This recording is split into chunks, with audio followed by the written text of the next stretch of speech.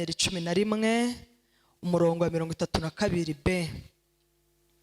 Daniyeli 11 32b. 32b haravuga ngo ariko abantu bazi Imana yabo bazakomera bakora iby'ubutwari. Reka tuyasubiremo. Ariko abantu bazi Imana yabo bazakomera bakore iby'ubutwari. Reka tuyafatanye nayo muri Yesaya 40:30. Yesaya igice cya 40 umurongo wa 30. Abasore b'imigenda bazacogora baruhe, n'abasore bazagwa rwose, ariko abategereza Uwiteka bazasubizwamo intege nshya. Bazatumbagira mu kirere bagurukishe amababa nk'ibisiga, baziruka be kunanirwa, bazagenda be gucogora. Reka dusubiremo uyu murongo wa 31.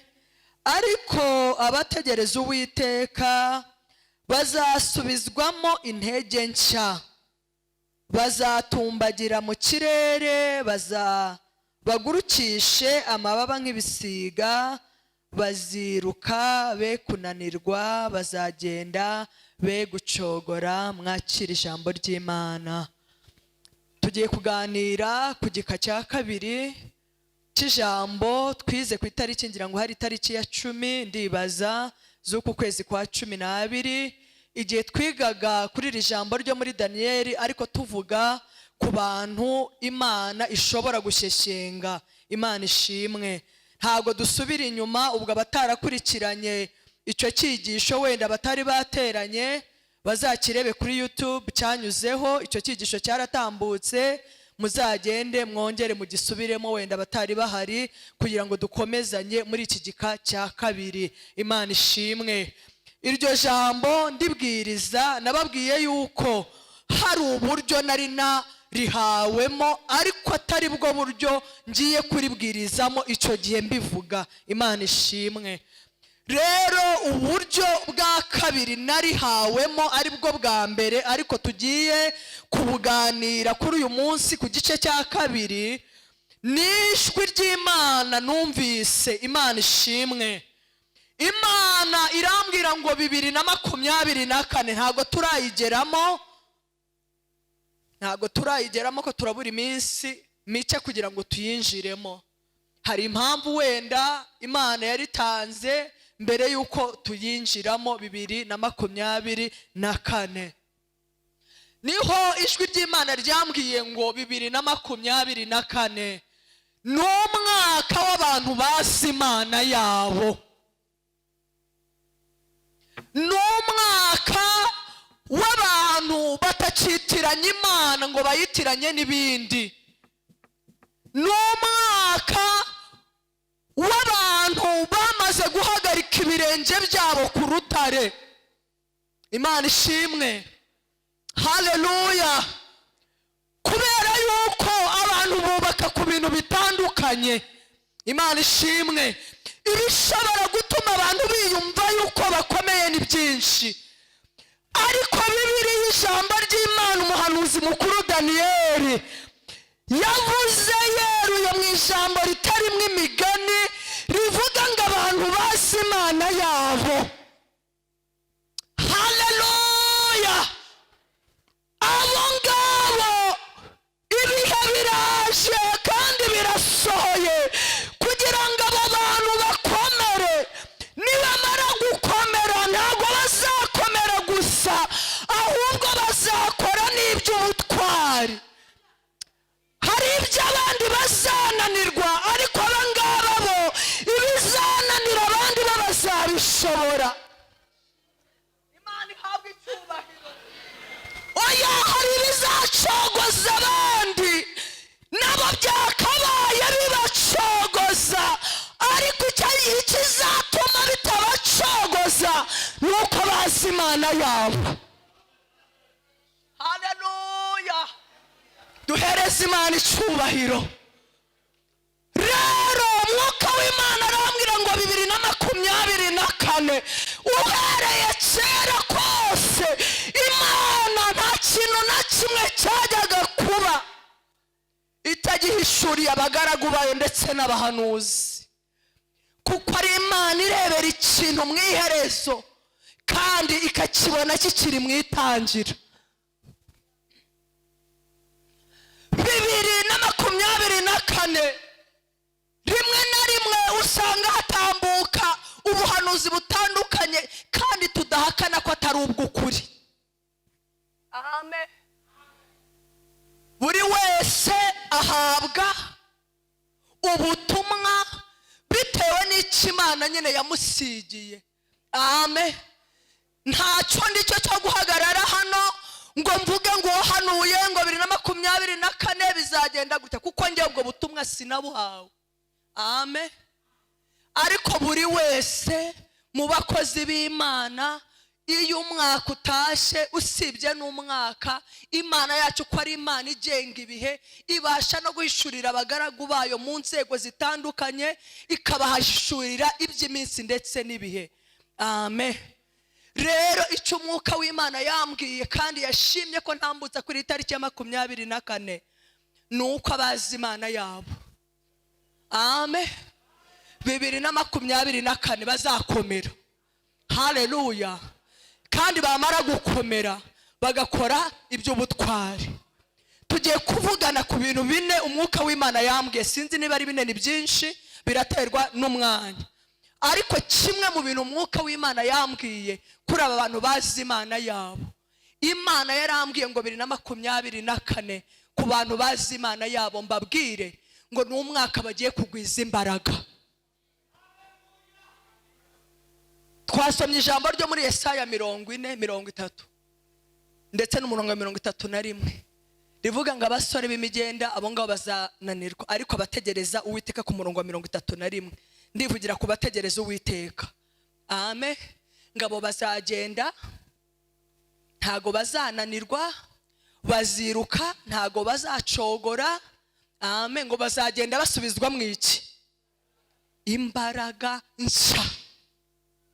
Amen. Mwakire niba muzi Imana yanyu 2024 mugiye kugwiza imbaraga. Haleluya. Ngiye kuvuga ibintu nka bine bazagwizamo imbaraga nk'uko umwuka yabimpaye. Haleluya. Imana ishimwe. Aba bantu bazi Imana yabo, Imana ihaye kugwiza imbaraga muri 2024 bagiye kugwiza imbaraga zo guhamya. Haleluya.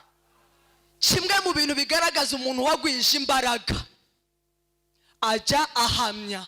Ariko kuri iyi ngingo ntago ngiye kuvuga guhamya muri sanse dusanzwe tuyiziho, kuvuga ngo ndi umukristo narakijijwe. Ibyo nabyo bishobora gusobanura guhamya.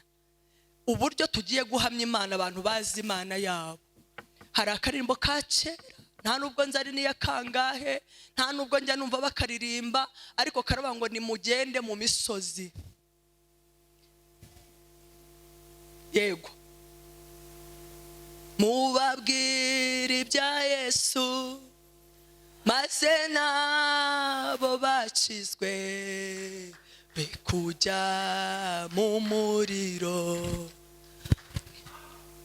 Tugiye kujya mu misozi, tugiye kujya mu bibaya, tugiye kubwira abakomeye n'aboroheje, tugiye kubwira abakire n'abakene, tugiye kubwira buri muntu wese mu rwego rwe, kubera yuko nta muntu udakeneye agakiza. Tugiye kugenda tubabwira ibya Yesu. Haleluya. Ijambo ry'Imana ri muri Matayo 28, ndibaza ari 28, haravuga ngo nimugende mu mahanga yose, mubwirize, muhindure abantu abigishwa, kandi mubabatize mu izina rya Data n'iry'Umwana n'iry'Umwuka wera. Umuntu wagwisha imbaraga rero, haleluya, uyu nguyu ajya agira imbaraga zo guhamya. Imana ihabwa icyubahiro. Ntabwo umwizera ajya afata agakiza uzi Imana ye, ntabwo ajya afata Yesu ngo amutwikirire muri we, ahubwo itabaza arikuraho intonga, ryarangiza rikabonesha umudugudu wose. Haleluya. Niyo mpamvu abantu bazi Imana yabo 2024 bagiye kugenda babwira abo bakorana inkuru z'agakiza, bagiye kugenda babwira abo baturanye inkuru z'agakiza, bagiye kugenda babwira abo bigana inkuru z'agakiza. Urwego rukomeye rw'abantu bazi Imana yabo bajyana ubutumwa bwiza, bakava ku rwego rwo kubigira ubwiru. Amen. Ntabwo agakiza ari ubwiru, haleluya, ahubwo agakiza kabonekeye kuri buri wese. Imana ihabwa icyubahiro. Kubw'ibyo rero, kuko tugiye kugwiza imbaraga, tukaba tugiye guhamya, abantu benshi isi yari yaratwaje igitugu, abantu benshi bari bari mu mwijima, bagiye kumurikirwa n'umucyo. Muzabona abantu bakomeye b'ibyamamare, amen, batari bazi Imana, bagiye kwihana bakire Yesu nk'umwami n'umukiza. Kubera yuko isi yose abantu bazi Imana yabo bagiye kugwiza imbaraga. Nta bwoba bwo kuvuga ko Yesu agira neza, nta bwoba bwo kuvuga ko inyungu z'ibyaha ari urupfu. Niyo mpamvu ubutumwa bwiza bugiye kugera ku mpera z'isi. Haleluya. Imana ihagurukije abavuga ubutumwa batazwi kugira ngo bamamaze ibya Yesu. Nuko Mwuka yambwiye mwakira imbaraga zo guhamya. Haleluya. Si ukumenya kuvuga amagambo menshi, amen, haleluya. Ntabwo ari ikibazo cyo kutamenya kuvuga, ahubwo ugiye kwakira izo mbaraga. Uzagendana n'umuntu mu kibisi umubwire ngo Yesu aragukunda, amen. Uzatega umunyonzi agutware ku igare rye, uva Air Force umanuka hepfo kuri secteur ugiye gutega bisi, umubwire ngo nawe Yesu aragukunda. Haleluya. Uzajya kugurira umuntu inyanya, umubwire ngo Yesu aragukunda. Ntabwo bigoye. Haleluya. Uzasura abarwayi mu bitaro, nugenda n'umuhereza umuti w'isabune, umubwire ngo nawe Yesu aragukunda. Nimwakira imbaraga zo guhamya. Haleluya. Kuko abantu bazi Imana yabo bagiye kugwiza imbaraga.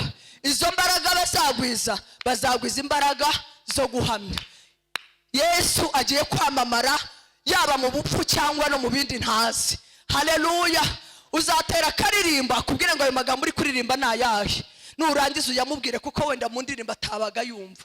Uzaba wamamaje inkuru nziza y'agakiza. Nimugende mu mahanga yose. Haleluya. Nibarangiza bahinduke ku bwawe. Manishi. Yego. Nibarangiza bahinduke ku bwawe. Haleluya. Amen. Haleluya. Bidasabye agatuti cyane, bahinduke ku bwawe. Yego. Imana ishimwe. Haleluya. Umukozi wo mu rugo gukorera, Imana ishimwe. Bahinduke ku bwawe. Gusa nabona ukuntu wagwije imbaraga, amen, nabona amenye teremusi ntumuconshomere. So kuvuga ko utamubwira ko atari byiza ngo ajye yitonda, ariko mu bundi buryo. Si ngombwa ngo umubwire bya bindi byose ujye uvuga. Amen. Rero tugiye guhamya, duhamye Imana, maze ubutumwa bwa Yesu bwamamare. Haleluya. Icyo ni icyambere. Imbaraga twakiriye zo guhamya, imbaraga kugwiza imbaraga twakiriye. Icyambere, tuzagwiza imbaraga zo guhamya. Icya kabiri, turacyari ku ngingo ya mbere ivuga kugwiza. abo nibo abandi bari maso batarangaye bazi abazi imana Imana yabo yabo. muri 2024 bazi icyo bakurikiye mu yandi magambo. Amen. Ikindi kintu nitumara kugwiza imbaraga, tumaze kwakira imbaraga zo guhamya, tuzagwiza n'imbaraga zo kwihanganira ibitugerageza bitari bimwe. Amen. Ijambo ry'Imana muri Yakobo igice cya mbere umurongo wa 12 haravuga ngo hahirwa umuntu wihanganira ibimugerageza, ngo kuko namara kwemerwa azahabwa ikamba ry'ubugingo. kuko byo ntibizabura n'umunsi warimo. Iyi ngingo nk'uko umushumba abivuze, umuntu uzi Imana ye, umuntu ugambiriye guhagarara neza, niba hari umuntu ikuzimu batajya baha amahoro, ni umuntu uhagaze neza. Igihe cyose uzafata icyemezo cyo kumaramariza mu by'Imana, uzamenye neza ko ari itangiriro ry'urugamba. Ariko umuntu uzi Imana ye, hamwe n'ibimugerageza bitari bimwe, Imana izamuha imbaraga zo kwihangana. Nta karwa waturaho ngo 2024 ukimukireho katarimo ubukene, katarimo kurwara cyangwa kurwaza, katarimo gutukwa cyangwa gusuzugurwa, katarimo ibigeragezo n'amakuba. Ariko ijambo ry'Imana muri Zaburi ryarambwiye ngo ibyago n'amakuba by'umukiranutsi ni byinshi, ngo ariko Uwiteka Imana Nyiringabo amukiza muri byose. Imbaraga zo kwihangana tuzambara cyangwa tuzigenderamo igihe cyose twamenye ko muri iyi si ntaho gukirira hahari. Igihe cyose twamenye ko muri iyi si ari isi y'ibibazo n'intambara, ariko mu ijuru honyine niho imibabaro n'amarira n'amaganya bitagera. Ariko tukiri mu isi dufashe igihe mu ntambara. 2024 gupfusha kuzabaho, nta gihe n'abantu batapfuye. Amen. Haleluya. Ibyo kuvuga ngo 2024 hazapfa abantu benshi, ni ukuri kw'Imana nta gihe abantu benshi batapfuye. Nta gihe indwara zitisha abantu, nta gihe impanuka zitisha abantu, nta gihe Satani atibye abantu kuko yaje kwica, kwiba no kurimbura. Ariko ibyo uzacamo byose nuca mu bunyerere, kuko uzaba uzi Imana yawe wamaze kugwiza imbaraga, uzahagarara mu kwihangana, uzagwiza imbaraga zo kwihanganira ibitari bimwe uzacamo. Ntago uzi ibyo Satani ari gutegura, ariko hejuru y'ibyo Satani n'abadayimoni bategura hari ijambo duhagararamo. Haleluya. Ijambo rimwe duhagararamo ni ijambo rimwe riri muri Yesaya 14:24. Uko nabitekereje niko bizasohora, kandi uko nabigambiriye niko bizaba. Ibyo tuzacamo byose, byaba ibyago cyangwa amakuba, ibyo tuzacamo byose, yaba amagambo n'ibindi, ibyo tuzacamo byose, inkuba zizakubita, imirabyo izarabya, tuzi ko umugambi w'Imana uri hejuru y'ibyo tuzanyuramo byose. Haleluya. Abantu bazi Imana yabo rero 2024 bazagwiza imbaraga zo kwihanganira ntibitandukanye. Haleluya. Haleluya. icyo ni icya kabiri. Abantu bazi Imana yabo bazagwizamo imbaraga. Icya mbere, bazagwiza imbaraga zo guhamya, bajyana ubutumwa bwiza. Icya kabiri, bazagwiza imbaraga zo kwihanganira ibibagerageza. Haleluya. Niyo mpamvu uriya muririmbyi yaririmbye ngo hari ibanga ku bakijijwe. Amen. Ngo nubwo ubona bagenda, ngo nubwo ubona baruha, ariko bafite iki? Barwara nk'abandi bose, ibigera ku bandi nabo bibageraho, ariko bafite ibanga. Iryo banga rero iryo rizagutera kwihangana, kuko ubuntu bw'Imana buzaba buguhagije. Haleluya. Pawulo yigeze kwinginga Imana, munyihanganire maze iminsi ndwaye akagripe. Amen. Nimwumva ijwi rigenda rigorama rigaruka, nari maze iminsi ndwaye gripe ikomeye, ariko ndashima Imana ko mbashije guhagarara kuri kano gatuti. Haleluya. Haleluya.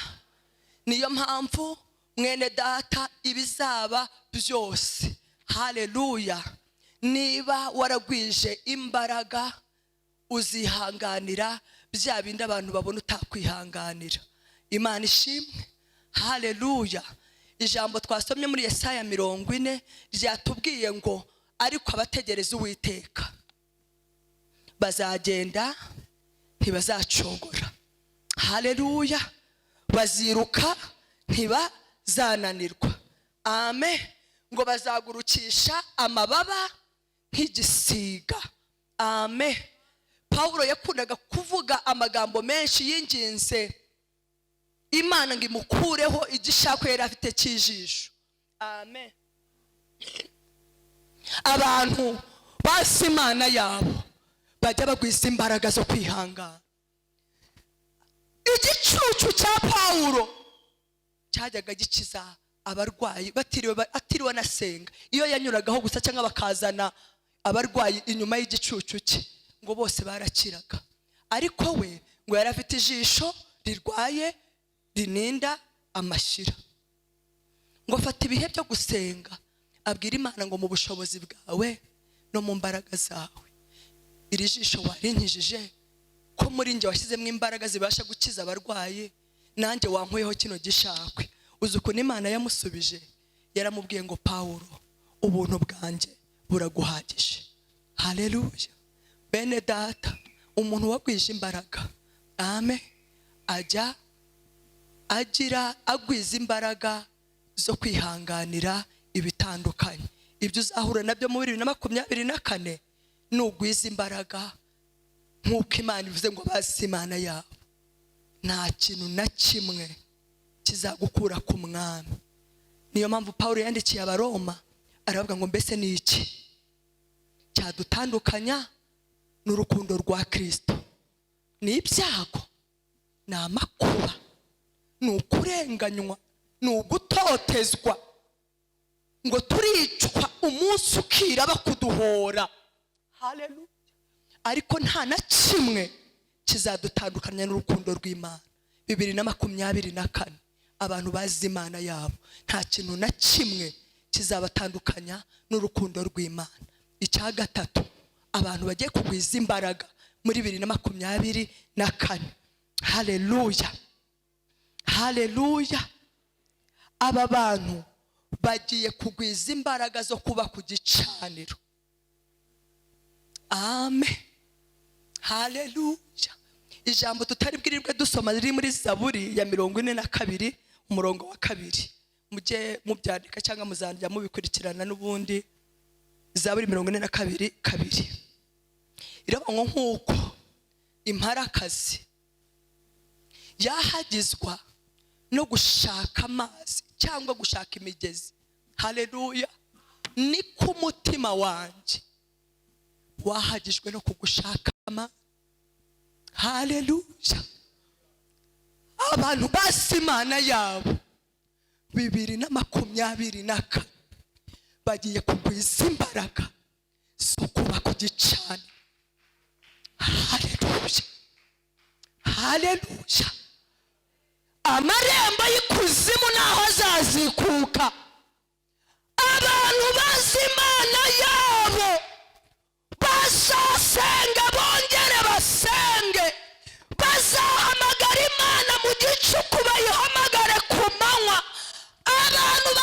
ufata ibihe bitandukanye byo gusenga. Haleluya! Kubera yuko 2024 niba waragendanye n'abagenda n'amaguru bakagusiga, niba warirukankanye n'abagenda n'amaguru bakagusiga, none bakaba bagiye kugenda ku mafarashi, birasaba ngo nawe mwene data niba uzi Imana yawe utangire usaba Imana, kubera yuko batazagwiza izi mbaraga zo kuba ku gicaniro. Ndakurahiye bazacogora, bazananirwa, bazabivamo, bazatuka Imana nk'umugore wa Yobu, bazavuga ngo iyi Mana ntiriho. Ariko mu gihe abazi Imana yabo bo bazaba buzuye umwuka wera bari ku gicaniro, bazaba baramburira amaboko Imana bayibwira ngo bakugwiza imbaraga, dore intambara zirakomeye, dore ibiteye ubwoba isi yose bihagaritse umutima, ariko ku gicaniro tuzahakura amakuru. Haleluya! Ku gicaniro tuzahayoreza Imana inzira yo kugenda, ku gicaniro tuzabaza Imana ngo ni iburyo cyangwa ni ibumoso, ku gicaniro tuzabaza Imana ngo igicu cyahagaze duhagarare cyangwa cyagurutse tugende. Haleluya! 2024 rero abantu bazi Imana yabo bazagwiza imbaraga zo kuba ku gicaniro. Haleluya! Gusenga ni ubuzima bwuzuye bw'umukristo, ariko Imana iduhaye inzara, iduhaye inyota yo gusoma ijambo ryayo, iduhaye inzara, iduhaye inyota yo gusenga turi twenyine, iduhaye inzara, iduhaye inyota. Haleluya! Gusenga mu materaniro magari, abari basigaye badaterana bumva barabirambiwe, abasore n'abakobwa, abamama n'abapapa, abantu bagiye kuba ku gicaniro. Uzajya uza mu rusengero usanga abantu 20 baje munsi utari wo guterana, uzajya uza ujya ku musozi runaka usangeyo abantu benshi, uvuga uti se habaye iki? Nta handi hari ubuhungiro muri iyi si usibye mu bihe byiza byo gusenga.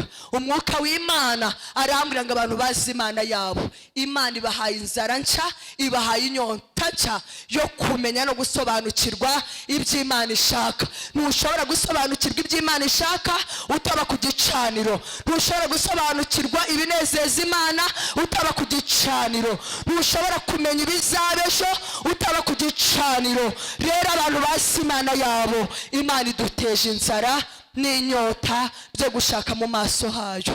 Igihe cyose uzumva iby'Imana wabirambiwe, wabihaze, uzamenye kuri mu marembera,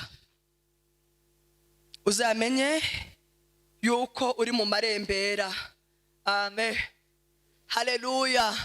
Ariko igihe cyose iteraniro rijya guterana uvuga uti Imana we, nkumbuye kujya mu materaniro ku cyumweru, nkumbuye kujya mu nzu yawe kukuramya, nkumbuye kujya mu nzu yawe kugushima. Haleluya! Igihe amasaha 28 yose azatambuka wumva ntacyo bikubwiye, nta nicyo wahombye utabaye imbere y'Imana. Haleluya! Kandi reka mbabwire iyi ngingo, ngira ngo ni bari ya gatatu yo kuba ku gicaniro, bagiye kugwiza imbaraga zo kuba ku gicaniro.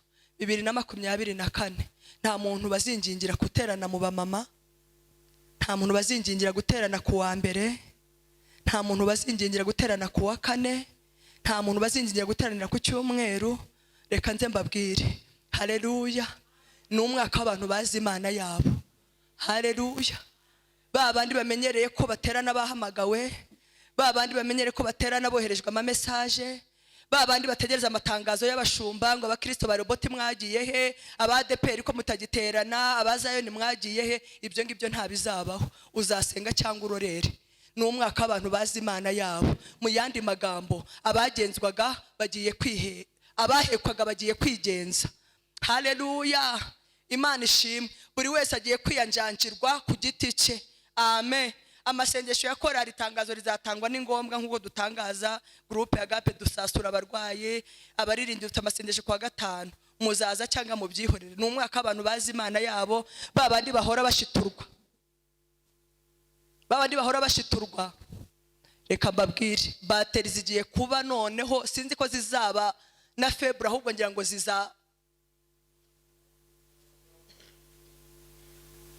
Amen. Ayo ni amakuru y'ijuru.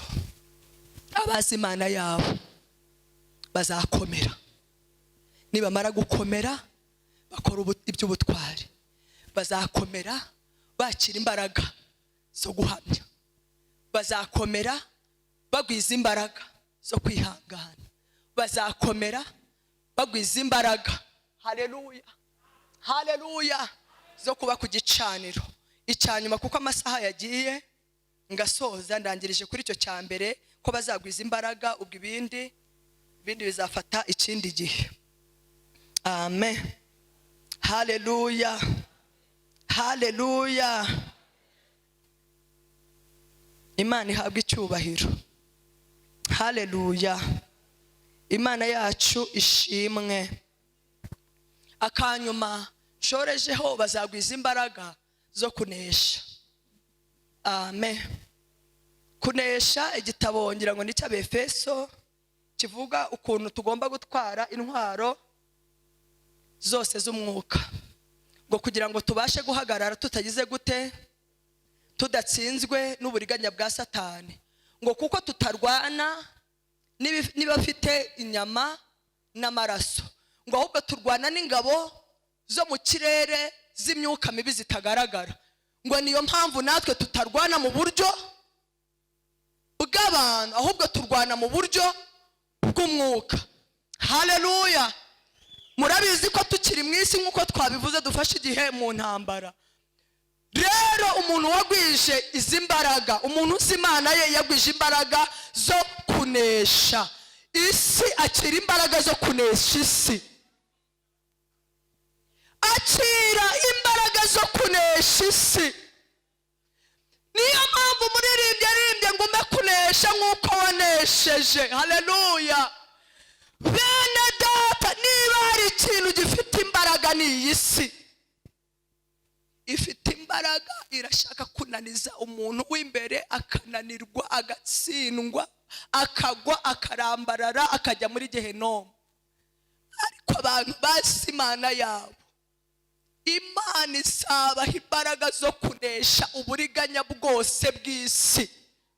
Imana izabaho imbaraga zo kunesha uburiganya bwose bw'uyu mubiri. Niyo mpamvu umuririmbyi ngo yewe wa mubiri we, yewe wa mubiri we, icyama nkazatandukana nawe amahoro. Uyu mubiri wagushije abantu. Haleluya. Uyu mubiri watse abanyamwuka kuba abanyamwuka bahinduka abanyamubiri. Uyu mubiri watumye abasore bavuze Imana, bakoreye Imana, bahinduka inshuti z'icupa. Haleluya. Abandi bahinduka inshuti z'ubusambanyi, birundumurira mu byonona umuntu w'imbere. Imana ishimwe. Ariko abantu bazi Imana yabo bagiye kwakira imbaraga zo kunesha uyu mubiri. Haleluya. Ntabwo uzamenya uko bigenze. Pawulo yaravuze ngo nshobozwa byose na Kristo Yesu umpa imbaraga. Reka njye mbabwire bene data, ibinesha abagore mu ngano ugiye kubinesha, ibinesha abasore n'abakobwa mu ngano ugiye kubinesha, ibinesha abagabo mu ngano ugiye kubinesha. Izo mbaraga nta handi ugiye kuzikura, ugiye kuzikura kuko uzi Imana yawe. Dore ibyaha by'uburyo butandukanye birateye, dore bamwe ibyaha bimwe barabiziruye, barabyesheje. Ariko abantu bazi Imana yabo ntabwo bazitiranya umucyo n'umwijima. Abantu bazi Imana yabo ntabwo bazitiranya ibyera n'ibyanduye. Abantu bazi Imana yabo ntabwo bazitiranya iby'Imana ikunda n'iby'Imana yanga. Mwakira imbaraga zo kunesha isi, mwakira imbaraga zo kunesha umubiri, mwakira imbaraga zo kunesha satani. Ibyongorero bizaba byinshi, ariko umwuka w'Imana arambwira ngo abantu bazi Imana ya 2024 bazagwiza imbaraga zo kunesha. Akira imbaraga zo kunesha. Hagiye kwaduka ibintu bitasanzwe, bigiye kwamamara ku maradiyo, ku mateleviziyo mpuzamahanga, ariko abantu bazi Imana yabo bazamenya ko hishemo umugambi wa satani. Bazamenya ko ibingibi bitandukanye n'ukuri kw'ijambo ry'Imana. Nicyo kizatuma bagwiza imbaraga bakanesha. Ibizanesha abandi ntago bizakunesha, ibizica abandi bikica ubugingo ntago we bizakwica. Akanyuma nasobanura, umwuka w'Imana arambwira ngo abantu bazi Imana yabo bazagwiza imbaraga, amaso yabo y'umwuka n'amatwi yabo y'umwuka bizakomeza kureba ndetse no kumva. Imana irama ngo dore abantu benshi bagiye kugenda ari impumyi, amaso y'umwuka yarahumye, abandi amatwi y'umwuka yarapfuye, ariko Imana irambwira ngo abantu bazi Imana yabo amaso y'umwuka yabo azareba, amatwi y'umwuka yabo azumva. Mu yandi magambo, ijwi ry'Imana rizahora rikuyobora. Ndangirije ku ijambo cyangwa ku karirimbo abaririmbyi baririmbye ngo ntago tuzayoba inzira tuzagerayo. Haleluya! Ntago tuzayoba inzira tuzagerayo, kuko utuyobora inzira, amen, uwo niwe tugiye komatana nawe muri 2024. Niyo mpamvu tutazayoba. Iyo ugendana n'uzi aho ujya, wowe uramwizera ukamukurikira gusa, yarangiza akazakugezayo. Ndahamya ko 2024 muri Rehoboth ndetse n'abandi bera bazumva iri jambo bazanarireba, ndahamya neza yuko tugiye kugwiza imbaraga. Haleluya! Iyo Imana ivuze yuko ari igihe cyo kugwiza imbaraga, nuko bizaba bica intege, bizaba ari byinshi. Ntago dufite umwanya wo gusobanura ibintu byinshi cyane, ariko ijambo rimwe ku munyabwenge rirahagije. Abantu bazi Imana yabo, Daniel aravuga ngo bazakomera bakore iby'ubutwari. Yesaya arabihanura, aravuga ngo abategereza Uwiteka bazagenda ntibazacogora, bazagenda basubizwamo imbaraga. Ndagushimye Mwami Imana yacu, gushimiye ijambo ryawe. Ubu ntago ari ubwenge bwacu, kuko twebwe ntago ibingibi twabishyikira, kuko turi abana b'abantu. Ubu n'ubwiru bwawe wemeye guhishurira abaswa ndetse n'abana batoya, kugira ngo ukoze isoni ibyishyize hejuru. Utwemerere tugendere ku ijwi ryawe, aho tuyobora, uko tuyobora muri uyu mwaka 2024 aba ariko tugenda. Uturinde Mwami wanjye iby'iki gihe cya none. Pawulo abwira Timoteyo, aramubwira ngo mu bihe bya nyuma hazaza ibihe birushya. Ibyo bihe natwe tubirimo ndetse turushijeho kubisohoramo. Turasabye rero ngo uduhe kugwiziza imbaraga, uduhe kumenya Imana, uduhe kugusobanukirwa, uturinde kugendera ku bindi byateye abantu bagenderaho, amahame yazanywe n'ubwenge bwinshi bw'abantu ndetse na za logike zabo. Turasenze Mwami ngo uduhe kuyoborwa n'umwuka wawe wera, kuko ijambo ryawe ryaramwe ngo abeyorwa n'umwuka wera abo nibo bana bawe. Uzaduhe kuyoborwa nawe, kandi 2024 uwo mwijima ntuzaduherane, ahubwo tuzahagarara hirengeye ku musozi wawe wera, tuvuga ineza yawe, tuvuga urukundo rwawe, tuvuga agakiza kawe, kandi Mwami w'abami tuzasohoze ibyo ushaka byose. Ubushake bwawe aribwo buzatubaho mu nzira zose tuzacamo. Uzatumurikishirize ijambo ryawe, kuko ijambo ryawe ari itabaza ry'ibirenge byacu. Sabiye abera bawe bose kugira ngo uduhe kugwiza imbaraga, kandi uduhe kukumenya by'ukuri, kuko Mwami wanjye ngo wibwira ko ahagaze nawe ngo yirinde atagwa. Uduhe kumva no kumvira, kandi uduhe kugenda uko ushaka. Ni mu izina rya Yesu Kristo dusenze twizeye, amen. Imana y'amahoro ibahe umugisha.